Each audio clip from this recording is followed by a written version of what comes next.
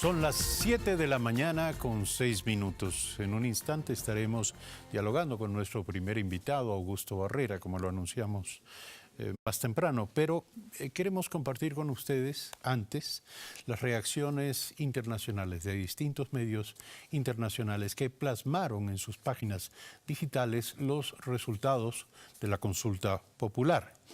Con el titular de Consulta en Ecuador, Moreno consolida su poder y Correa no volverá a ser presidente, el diario New York Times consignó el resultado de la jornada de ayer en nuestro país. Según la opinión de varios analistas citados en este artículo del New York Times, la aprobación de varias preguntas permitirá al presidente Lenín Moreno gozar de una relativa estabilidad y de confianza en los próximos años de su mandato. Por otro lado, diario El País de España dice: Ecuador elimina la reelección indefinida y pone fin a la era de Correa. En la nota se destaca que el presidente Moreno gana la consulta con una media del 67.5%, con casi el 90% de los votos escrutados. Diario El País resalta que el presidente Lenín Moreno siempre estuvo en contra de la reelección indefinida de los cargos públicos y que cuando fue aprobada por la Asamblea Nacional a través de una enmienda a la Constitución del 2008, él ya no era vicepresidente del país. El diario ABC de España también dedica espacio a lo acontecido en nuestro país y publica el titular: los ecuatorianos dan la espalda a Correa y legitiman a Moreno, donde señala que las tesis a favor del presidente ecuatoriano lograron un apoyo del 64%. El rotundo apoyo de los ecuatorianos a las 7 preguntas de la consulta popular dan una gran legitimidad a la presidencia de Lenín Moreno, mientras que a Rafael Correa lo han dejado políticamente debilitado, ya que no podrá nunca más postularse a la presidencia de la República. Analistas consultados por este diario español, por ABC, coinciden en que ahora vienen grandes desafíos. Por un lado, dicen, recién a partir de este lunes 5 de febrero de 2018 comienza en verdad el gobierno de Lenín Moreno. Se refieren a que las urnas lo han legitimado. La cadena BBC Mundo, por otra parte, publica: Lenín Moreno bloquea a Rafael Correa y Ecuador vota en referéndum a favor de limitar a 2 periodos el mandato presidencial.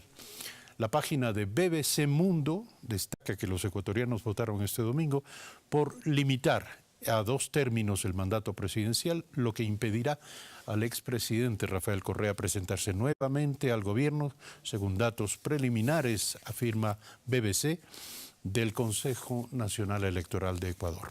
En fin, así nos mira el mundo a través de los medios internacionales y, por supuesto, seguiremos captando reacciones de lo que aconteció ayer en nuestro país. Y ese es precisamente el tema de nuestro siguiente diálogo con Augusto Barrera. Continuaremos en realidad, porque ayer en parte iniciamos el análisis de lo que había acontecido. Buenos días, gracias por aceptar la invitación Eduardo, nuevamente tan temprano. En términos, no de triunfo, en términos de mandato, ¿cómo lee las obligaciones y demandas que arroja la consulta? Buenos días otra vez, muchas gracias por la invitación. Efectivamente es un mandato claro, es un mandato mayoritario por la unidad del país, por la paz del país, por el fortalecimiento institucional y para concentrar y poner todos los esfuerzos en enfrentar los acuciantes problemas que tiene la sociedad. Yo creo que es un mandato claro, es un mandato que tiene que ser leído en el fondo y en la forma.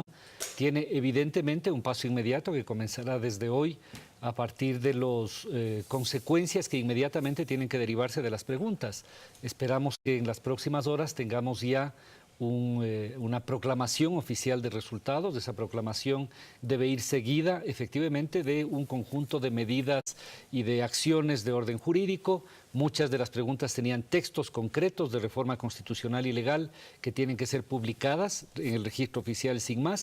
El Ejecutivo debe plantear algunas de las iniciativas que están en sus manos, debe conformar precisamente las ternas del Consejo de Participación, debe plantear unas propuestas para la nueva modalidad de organización del Consejo de Participación definitivo, que lo tendremos en un año, etcétera. Es decir... Ahora, hay plazos definitivamente sí, muy estrechos. Hay plazos estrechos. Todo en la Asamblea Nacional.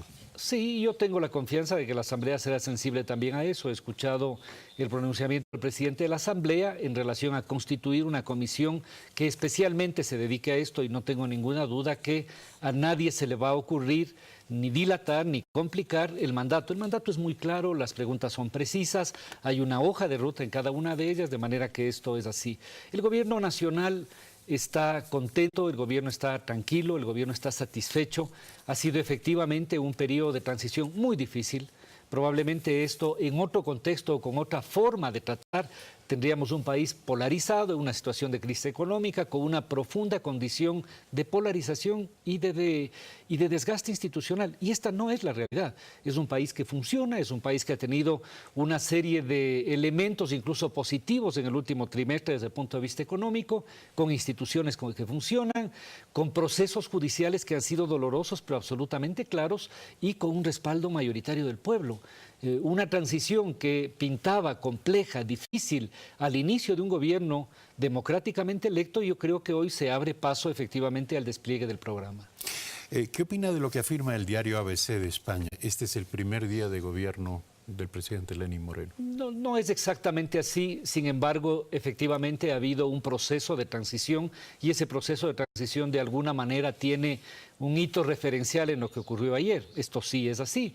El gobierno gobierna desde el primer día y de hecho me parece que uno de los elementos que son muy claros es que si alguien pensaba que el presidente Moreno iba a ser un presidente tutelado, estaba absolutamente equivocado. Yo creo que lo que hemos vivido en estos meses es manteniendo un talante absolutamente democrático, manteniendo la libertad de expresión, manteniendo y además garantizando la libertad del ejercicio político de todo el mundo. Hay una firmeza en las convicciones y en los principios. Esa es una firmeza importantísima para conservar las instituciones democráticas, de tal manera que hay una continuidad. Ha sido un mes, evaluábamos ayer desde el punto de vista del gobierno, muy positivo, Eduardo, porque hemos visto además un gobierno que tuvo que consolidarse en medio de esta transición y lo vemos muy en marcha, muy desplegando cosas, trabajando en el Casa para Todos, trabajando en la minga agropecuaria, dando ya frutos concretos respecto del tema del bono, generando iniciativas en términos de inversión. Hay 2 o 3 noticias muy positivas en relación a las alianzas público-privadas para los corredores viales, de inversión para la perspectiva de la refinería de Manabí. Hay avances importantísimos en el tema educativo. No se ha dejado de avanzar en la infraestructura educativa, porque esto no es patrimonio del gobierno anterior o del actual, esto es de la gente. Ahora, ¿no le da la impresión de que comienza a partir de este momento a correr una suerte de cuenta regresiva? Es decir, para los ecuatorianos, a partir de ahora, la fijación central son los temas de la economía, la productividad, el empleo, las preocupaciones de la economía individual y familiar de los ecuatorianos. Y que en función de estos resultados será escrutado el gobierno de Lenín Moreno dentro de poco. Yo creo que el balance que la ciudadanía hace de un gobierno es integral y es muy difícil que en política uno pueda desarticular, porque la percepción y la vivencia, sobre todo de las personas, es integral, es concreta. Este paso que se ha dado era un paso indispensable, incluso indispensable para generar condiciones de estabilidad en el propio proceso de reactivación productiva. En la mayor parte de preocupaciones de las familias de los ecuatorianos, efectivamente los temas de empleo, fundamentalmente de empleo y de reactivación económica, de ingresos, son largamente la principal preocupación. Yo creo que el gobierno toma nota y es absolutamente sensible sobre eso y va a trabajar en esta dirección. No es que va a comenzar a trabajar durante este tiempo, se ha lanzado ya el programa vinculado al empleo juvenil. Hay unas modalidades contractuales que fomentan el empleo juvenil, hay que difundirlas y concretarlas más. Hay además la absoluta convicción de que requerimos un tipo de inversión privada que sea productiva, que potencie y complemente la inversión pública, que será una inversión priorizada, adecuada, sensata en aquellas áreas que están planteadas.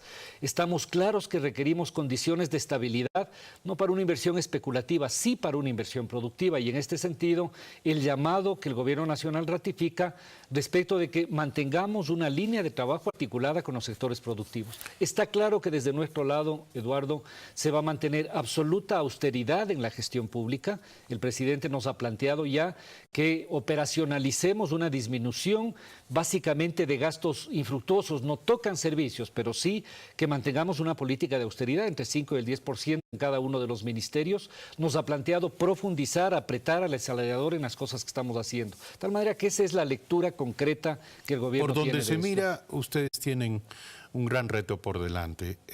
Hay una pregunta, y ya llegará el momento de analizar todas las preguntas, quizá hay una lectura para cada una de ellas. Pero la pregunta 1 es la pregunta en la que mayor cantidad de votos obtuvo el sí. El 74% de los ecuatorianos se pronunciaron definitivamente a favor de que se enmiende la Constitución para que se sancione a toda persona condenada por actos de corrupción con su inhabilitación para participar en la vida política del país. Esto evidentemente luce como un mandato inapelable.